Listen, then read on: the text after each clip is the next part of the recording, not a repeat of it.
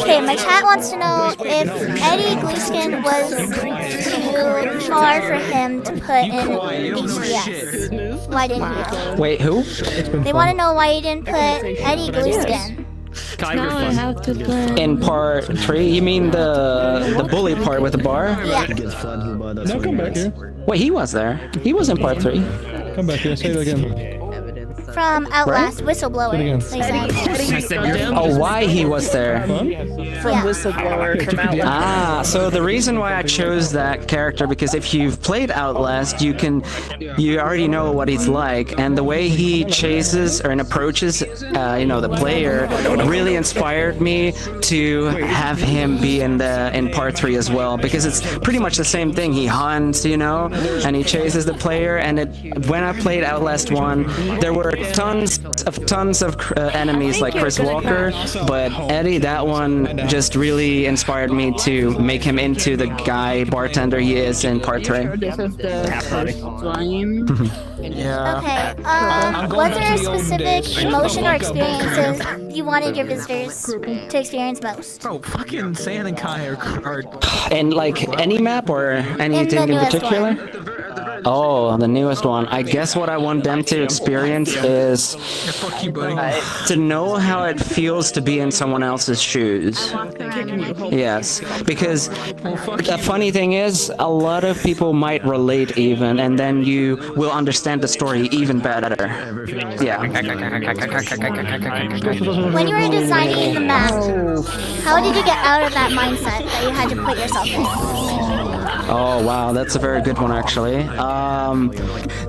Truthfully told, I had no goal on the map on what the end was or the beginning. I literally was like, okay, let's think about my mind. What do I want to show to the people? And eventually when I got to the part, I started building and building until I got to the end. And getting out of the mindset of, doing a new map is gonna be a bit different because of the things I've learned with this map, also about myself. So yeah, you might even see repetitive patterns that you see in Moss in future maps. Okay, and then someone asked, what would you say would be the greatest experience you had making the map? This map, honestly, the new experience for sure, and meeting new voice actors and new crew members and just testers in general, and just making it into a reality. What was your favorite and least favorite thing to work on in the map?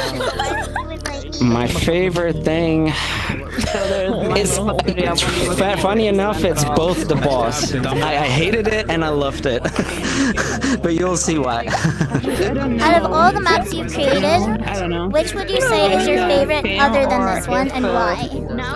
Oh wow.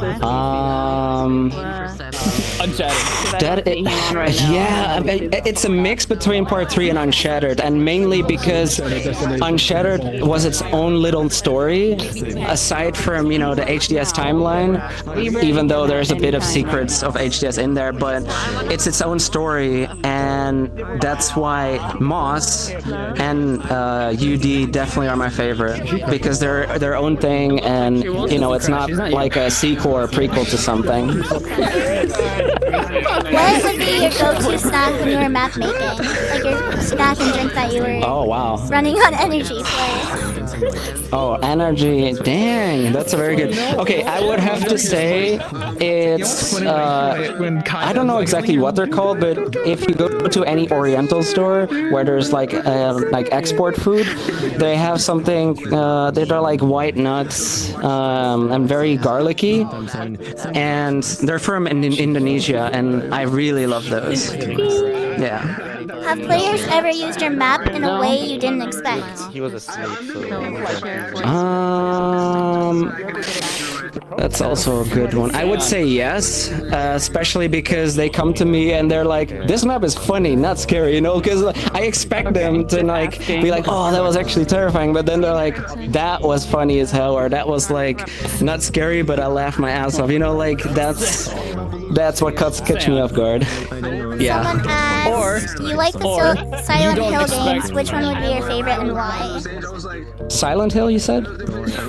Yeah. Oh my gosh. I gotta tell him because the amount of work he put into it fighting me. The Silent Hill, the latest one I've played so far, really, really good. But if I really had to pick one, and it's kind of obvious, it's Silent Hill PT. I wish they released that and kept making it because that would have been my to-go-to map for our game, not map. Is there a dream map you want to build someday, and what would it be? A dream map. If it really was up to me, I would recreate the entire Jurassic Park, the entire experience from buying the tickets to getting the email to going to the park with the boat and just going through and see all the dinosaurs, for sure. What's a mistake you'd warn new map creators about? A mistake that I would warn other map makers? Well, yes, definitely don't rush your projects, but also make enough backups, and if anything breaks, try to stay calm and go back to what happened and just don't freak out, because that happened one day to me and we were trying to get the map back to how it was for a whole week and I almost gave up. So try to stay calm. Is there a detail most visitors walk past but you're secretly proud of, and what would it be and why? Steam video. Details that people walk by. So like in any map, right? Yeah. They walked past. Actually, in the new map, for sure, the moss, they walked past it, they didn't even realize, and I was like, oh, I wish they realized what it was. But that's why I said there's a lot to explore, just look at everything and then give it some thought and you'll figure it out. When you were working on MOS, what was the biggest challenge that made you want to throw your desk? Okay, I'm gonna sit down. Oh, God. Everything.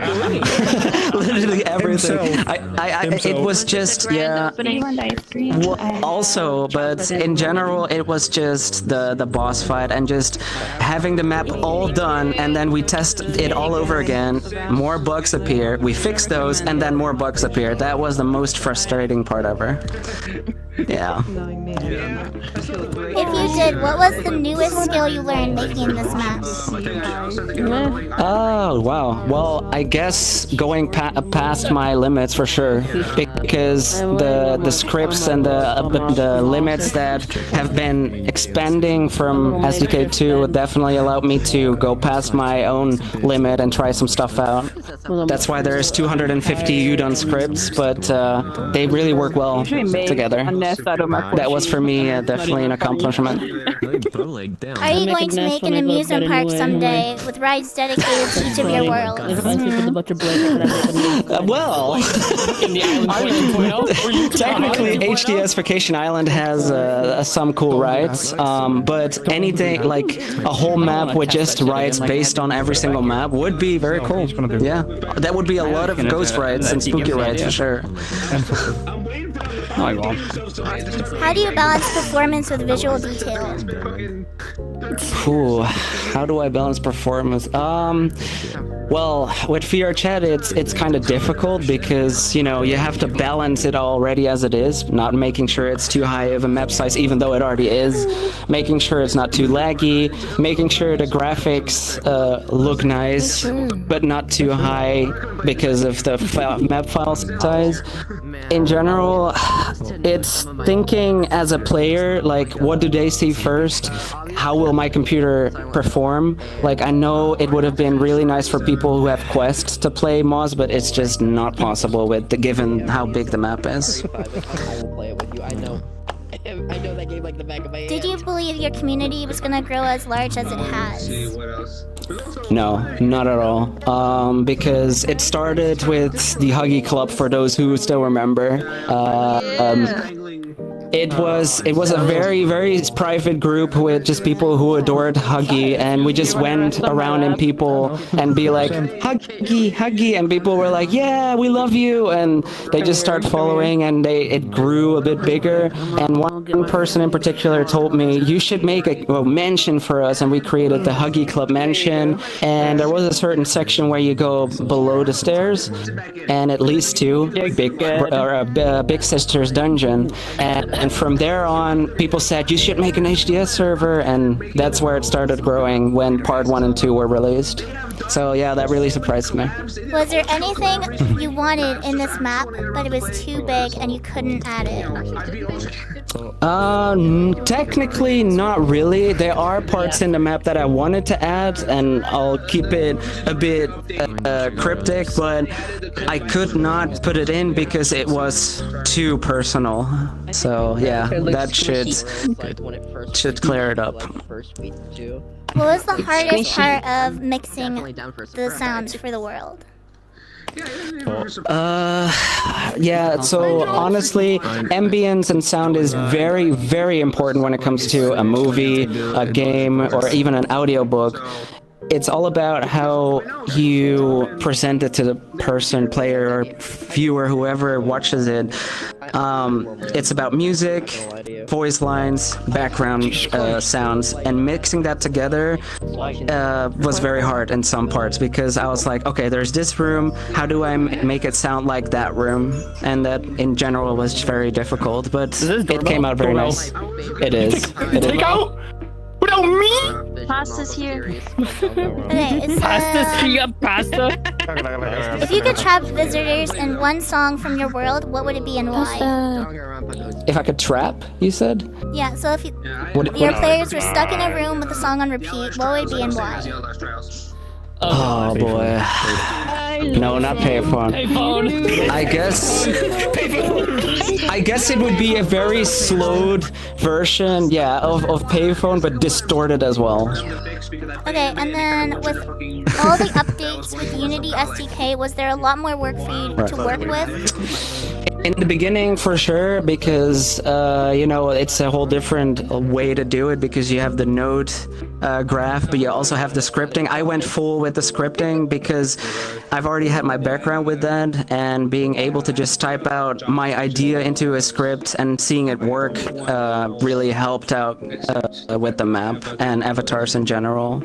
But compared to how SDK2 was, it's different. It's a different approach. It's a very different approach, but it worked well. Yeah. Did I miss anything, someone? And finally, what was the idea that made you want to create this world? Did I miss anything? It was honestly a talk between a colleague and me. He was like, why don't you make something where a narrator talks about you as you go through the map? And I was like, huh, that might be cool. So I looked up different games in real life who did that, and obviously Stanley Parable was the first one that popped up. But yeah, that kind of inspired me to try something like that, and that was actually the very first alpha test we did. It was just that, and then I was like, okay, what if we make it more personal about me? And then we kept talking, and he said, just do it about you, your entire childhood, all the way until now. And I really loved that idea. So again, to that guy who said that to me, thank you. I made it a reality. How did you get the voice of the narrator from Stanley Parable? The voice from Stanley Parable, that one, what I did is I took a few of the files from the oh, the alarm's going off. The game. I first looked up people who were able to pull it off, but no one came near. Then I saw there were a few services that could do it, and I found one person in particular that was very, very close to it. There's also a DLC section in the game for Moss. If you go in there as well, you also can hear him there. But I asked him to do a different type of voice, so it's two different narrators, but that's an exclusive part if you get the DLC. So yeah, that's how I do it. Are you going to make more maps in the future? Yes. Simple answer, yes. Yeah, retirement. Alright, and that was the end of the interview questions that everyone had. So now you can take Alright, pictures I hope you guys and enjoyed I it. can How do you BBB with connect everybody DLC in else. the VR chat, bro? Sounds good. I can take pictures in the